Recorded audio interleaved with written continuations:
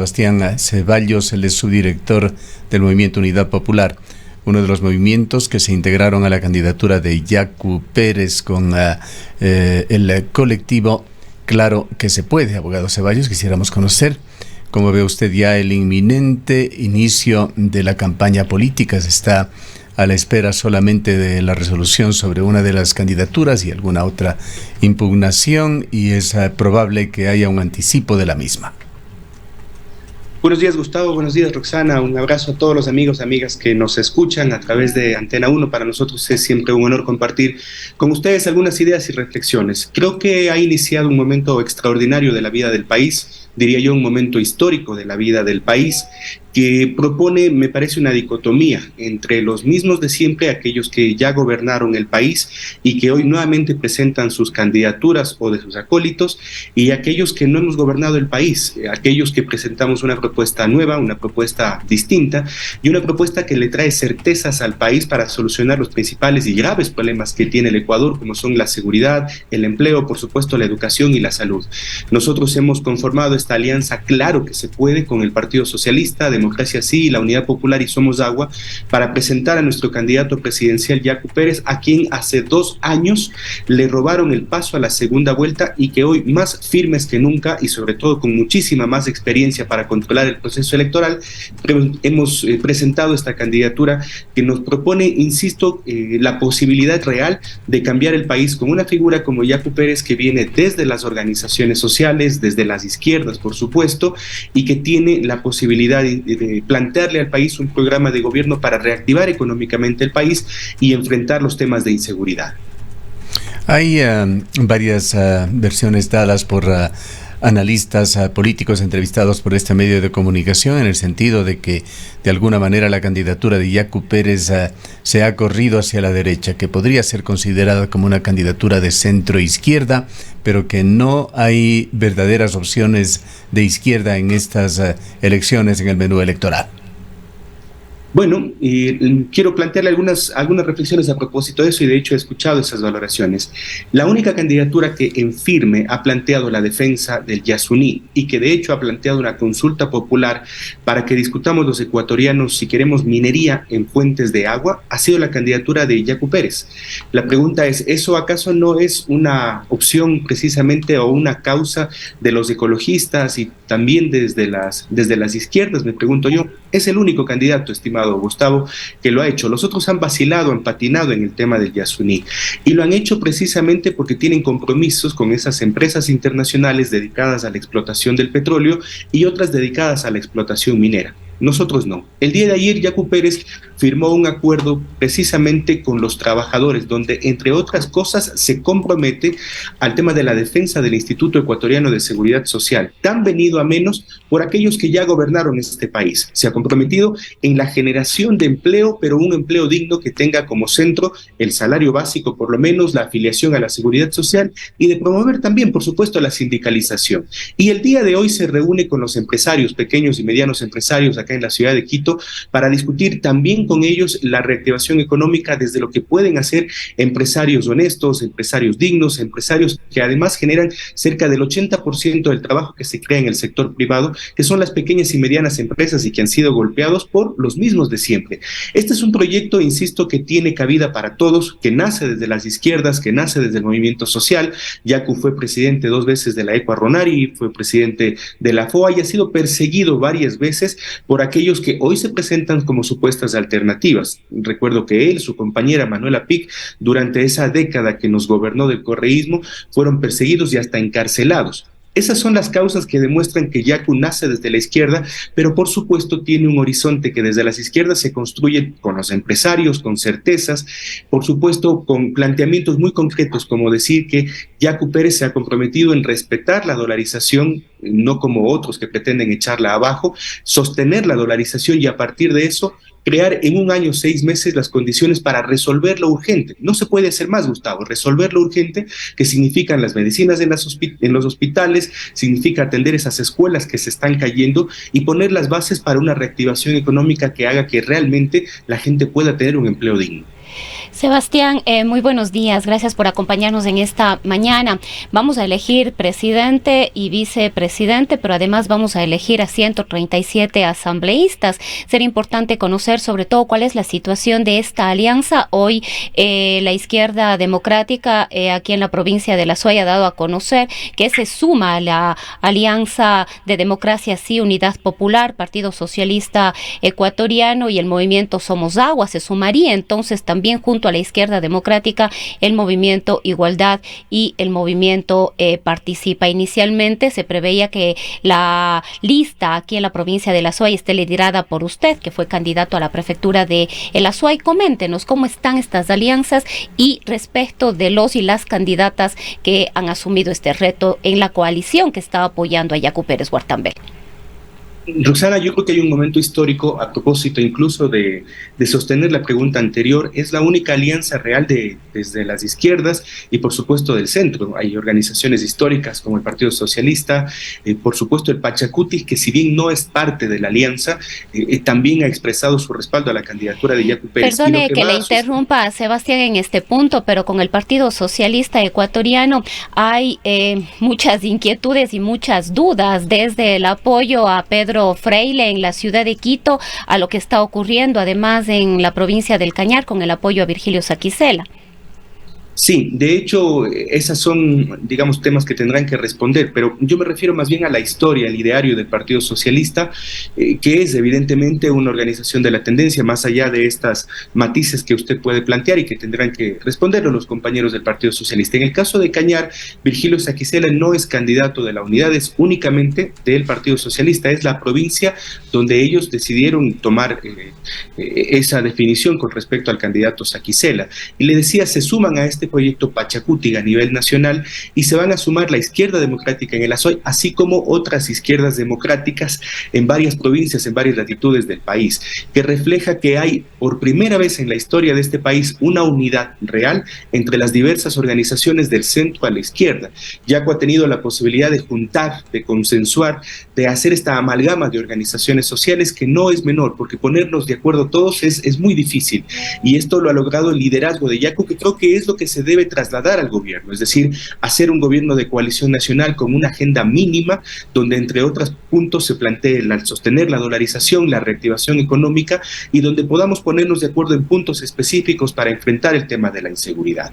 En el segundo caso, yo creo firmemente en el liderazgo de las mujeres, y no soy solo de palabra. Yo respaldo profundamente y vamos a hacer campaña por Ana María Hernández, una joven profesional, además una joven activista de los derechos de la naturaleza, que hoy tiene la posibilidad de encabezar, de tomar la bandera. Nosotros nunca nos hemos aferrado a una candidatura para poner nuestros votos, nuestro número, nuestro contingente. Eso hacen los políticos de siempre. Nosotros estamos dispuestos en este caso a que las mujeres, que hoy tienen el 50% de representación en la ley, y en el caso de la alianza, claro que se puede, llegan al 60% de representación, las mujeres puedan encabezar las listas y puedan demostrar que históricamente han sido marginadas, pero que su voz puede, estar en el Congreso Nacional, en la Asamblea Nacional, y tener una voz muy precisa, muy fuerte, en este caso en defensa de la provincia de La Suay.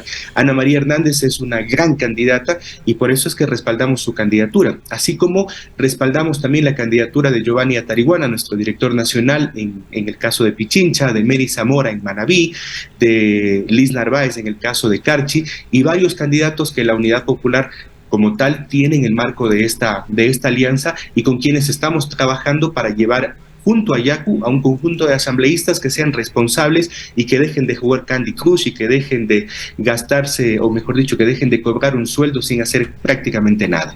Coméntenos, abogado Ceballos, sobre un problema que lo ha enfrentado Yacu Pérez, incluso con una publicación con respecto a uno de los candidatos, Tito Tomalá, quien, además de tener en su pasado una investigación sobre una supuesta mala práctica médica, hizo un verdadero show en el marco de una entrevista con los periodistas Hugo Gavilanes y Carla Sala.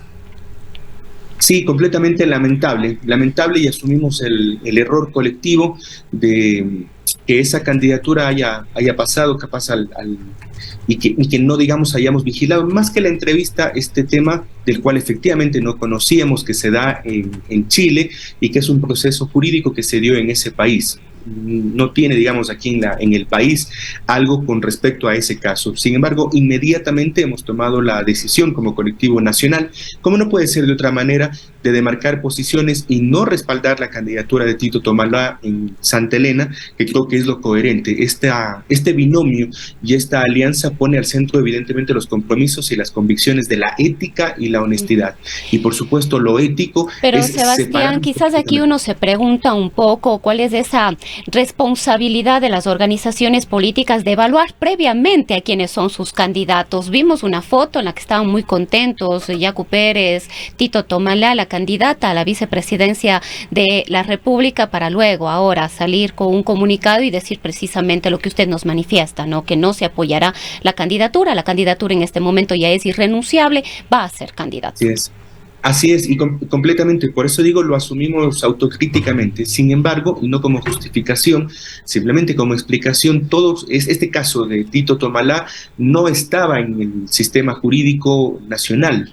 Capaz por eso, y simplemente como explicación para la gente que nos escucha, obviamente entendiendo que es un proceso autocrítico, no supimos este caso de Tito Tomalá. Porque le comento a Roxana, todos y cada uno de los candidatos y candidatas principales y suplentes pasaron por un filtro muy serio, primero de no tener evidentemente en el sistema judicial temas de violencia de género, temas de corrupción, temas de peculado, por supuesto por un filtro muy serio también de que sus propuestas y sus pasados políticos no correspondan a aquellos que ya gobernaron este país. La mayoría de candidatos y candidatas que presenta esta alianza, claro que se puede, son nuevos. Lamentablemente sí, lo asumimos autocríticamente, no pudimos a lo mejor revisar este tema con más minuciosidad y por eso es que hemos emitido este comunicado a nivel nacional donde asumimos esta responsabilidad. Capaz, bueno, el filtro que se les escapó quizá, abogado Ceballos, fue muy evidente. Con una simple búsqueda en Twitter hubiesen encontrado esa entrevista de hace 12 años en donde estaba allí esta actuación polémica. Ahora, ¿qué garantías existirían sobre el resto de candidatos? ¿Realmente se ha analizado debidamente su pasado? Recordemos todos los problemas que prácticamente todos los partidos y movimientos políticos tuvieron con sus asambleístas en el último periodo legislativo. No sé si el término es garantía, estimado Gustavo, pero Yacu fue en el año 2021 candidato presidencial, obtuvo cerca del 20%, le robaron el paso a la segunda vuelta en un acuerdo que hubo entre Lasso y Correa y Nebot. Y después de eso él tuvo la posibilidad de tener 27 asambleístas, la mayoría de ellos que traicionaron los preceptos de honestidad y de ética que en aquel entonces presentó Yacu Pérez y que hoy es parte central de la campaña. Por eso es que Yacu ha sido muy minucioso en la selección de todos los candidatos y candidatas. No sé si esa sea la garantía, es decir, a que no le vuelvan a traicionar y tener un bloque de asambleístas que además nos permita cogobernar con Yacu Pérez para que las propuestas de ley que se han planteado en las 4 mingas que son parte del plan de trabajo se hagan efectivo también en el Parlamento Nacional. Lo segundo es que, como le explico, se ha hecho un minucioso aspecto del tema de cada uno de los candidatos. Esa entrevista, digamos, podría permitirnos a la subjetividad de cómo mirar. Lo conocíamos de Tito Tomalá, esa entrevista, sin embargo entendíamos que no era un filtro como para dejarlo fuera de la candidatura, porque básicamente, insisto, daba hasta ese entonces demostraciones de buena fe, de buena conducta y por supuesto de preceptos y compromisos cívicos con su provincia. Sin embargo, insisto, lo hemos asumido autocríticamente. Para los candidatos a la Asamblea Nacional, por ejemplo, tomo el caso de Ana María Hernández, en el caso de la provincia de La Suay, es una mujer comprometida, una joven comprometida con las causas sociales y ambientales. Ha sido una de las responsables directas de la defensa de Quimsacocha, de la defensa legal de Quimsacocha, que dicho sea de paso, aún está en las cortes de la provincia de La Suay y que después de 7 meses aún no tiene una definición. Ana María Hernández ha estado y ha sido parte de ese proceso, o personajes como Giovanni Atariguana, que han sido comprometidos con las causas sociales, que también hemos hemos defendido con Yacu en las calles y con quien hemos construido un plan de gobierno con todos los asambleístas, con el cual se han comprometido a que podamos hacerlo realidad desde la Asamblea Nacional. Siempre hay que estar vigilantes, por supuesto, porque de todo hay en la viña del Señor, pero nuestro compromiso es que todos y todas las candidatas sean una demostración de ética, de civismo y, por supuesto, de tener las manos limpias para llegar al poder.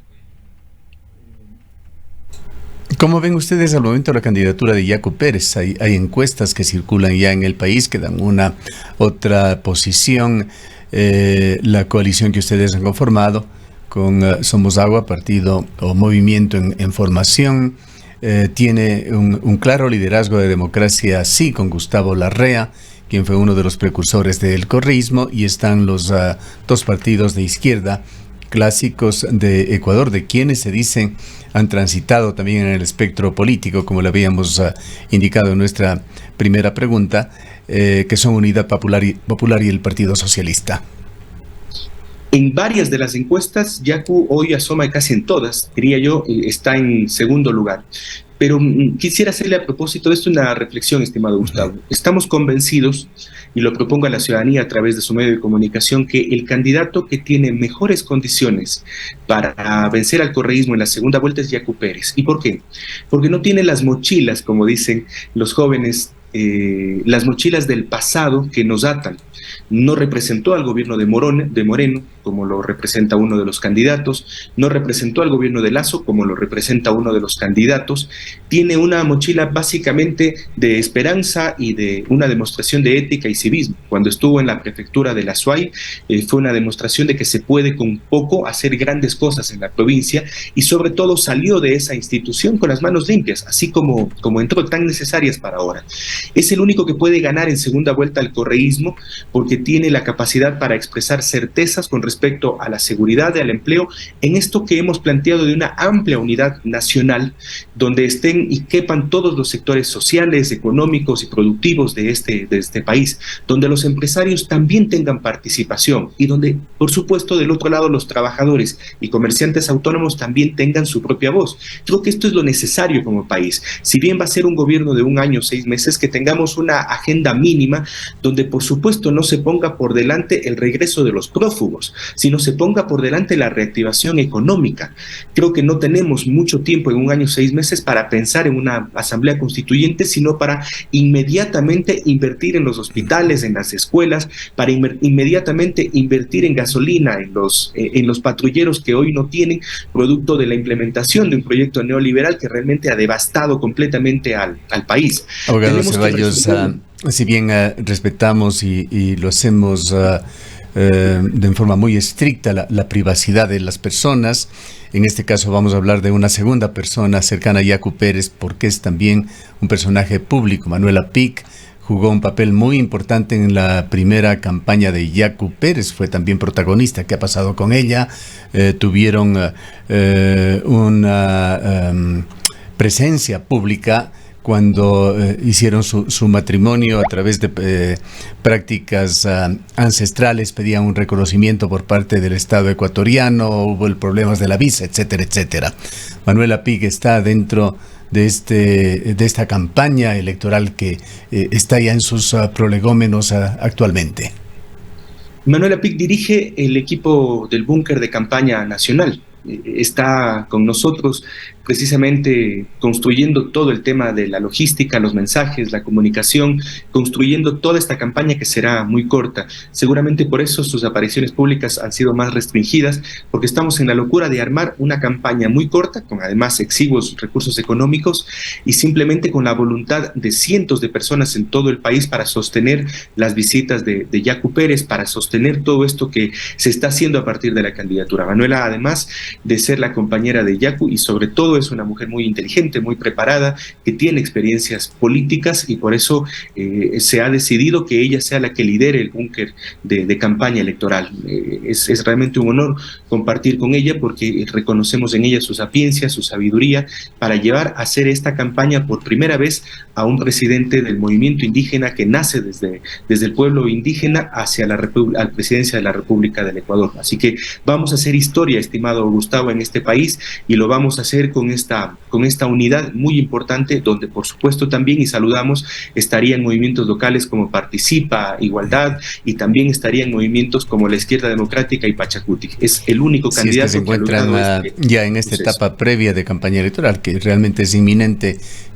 ¿Con qué presupuesto están, abogado Ceballos?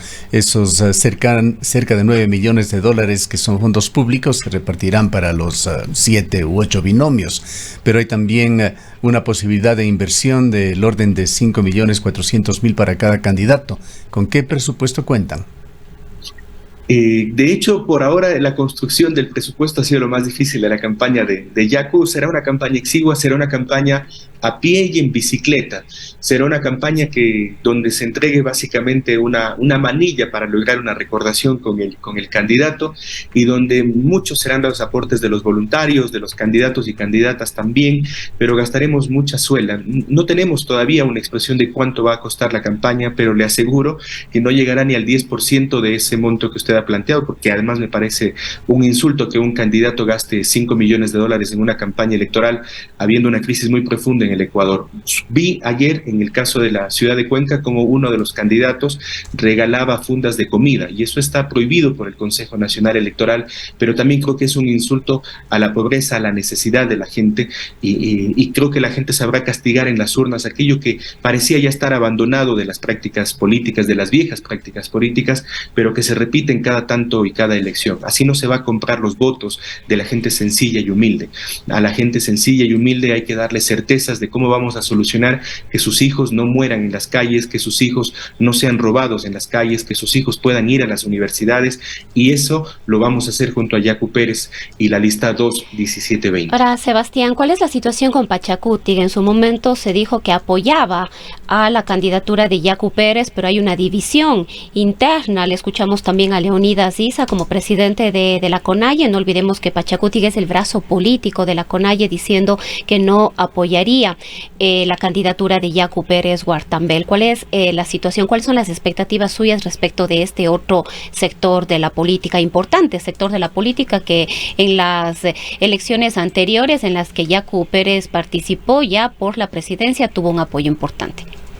Yo creo que Yaku Pérez va a ganar en el movimiento indígena. Estoy convencido de eso porque hemos estado en Cotopaxi, en Chimborazo, y veo el respaldo de varias organizaciones de base del movimiento indígena, y por supuesto también de varias localidades del movimiento plurinacional Pachacuti.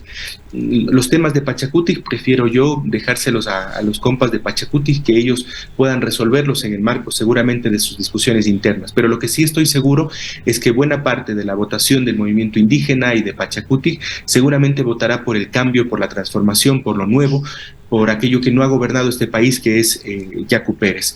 Así como, insisto, también la Izquierda Democrática y otros movimientos locales que en los próximos días vamos a anunciar como parte, insisto, de la construcción de un mundo colectivo, de un país colectivo, de un país donde caben todos, en este caso sobre la base, por supuesto, de una plataforma mínima, de una agenda mínima que pone al centro la honestidad, el respeto de los derechos de la naturaleza, en la defensa del Yasuní y del Chocó andino, y por supuesto los temas de la inseguridad también a menos. Yaku se ha comprometido con Cuenca y el Azuay, vale decirlo, estimada Roxana, porque Yaku estará mañana en la ciudad de Cuenca, a invertir precisamente en la reactivación de la vialidad de la provincia del Azuay, tan venida menos y tan necesaria. Yaku se ha comprometido, y creo que es el único candidato que lo podrá hacer porque conoce los temas ambientales y de la naturaleza, a enfrentar el fenómeno del Niño que está a las puertas, que nuevamente seguramente va a devastar el país y que supone un liderazgo firme, como el caso de Yaku Pérez, para invertir en la economía, en las vías, en la preservación, la mitigación y en la gestión de los riesgos que podría provocar un fenómeno como es el fenómeno del Niño. Bien, para finalizar, abogado Ceballos, usted ya previamente ha polarizado de alguna manera las posibilidades a futuro en cuanto a resultados, señalando que Yaku es el único que puede vencer el correísmo. ¿Ven ustedes contendores fuertes en los otros candidatos? ¿Hay alguno más que tenga la posibilidad, en criterio de ustedes, de su movimiento, de llegar a una segunda vuelta? Vemos con respeto, vemos con humildad a todos los candidatos, a los 7 otros candidatos, además con lupa para ver qué es lo que han representado y qué es lo que han presentado como planes de gobierno. Y yo prefiero creer que en este caso lo que muestran las encuestas y sobre todo lo que muestran las calles y los mercados es lo que se va a dar el 20 de agosto. Es decir, un Yacu Pérez que tiene un nivel de recordación y de conocimiento que es el más alto de todos los candidatos de la papeleta, un plan de gobierno que ha sido responsablemente entregado al Consejo Nacional Electoral y por supuesto que será debatido el día 13 de agosto. El resto de candidatos, entiendo, llevarán sus propuestas, por supuesto sus ideas, pero nosotros somos críticos porque de alguna forma todos ellos representan aquello que ya ha pasado por el país, que ya tuvo su oportunidad, han estado ligados a los partidos que ya gobernaron este país y creo que el país requiere un cambio, una transformación, requiere que por primera vez llevemos a alguien del movimiento indígena, de las causas, de las organizaciones sociales a la presidencia de la República y creo que esta es la oportunidad histórica que tienen las izquierdas que no están representadas en Correa, porque para nosotros eso no es de izquierda, a realmente un cambio muy profundo en este país. Bien, le agradecemos por su presencia. Gustavo, Roxana, muchas gracias. Declaraciones del abogado Sebastián Ceballos, quien es parte del movimiento que apoya a Yacu Pérez, claro que se puede, para la presidencia de la República. Son las 8:02 PM.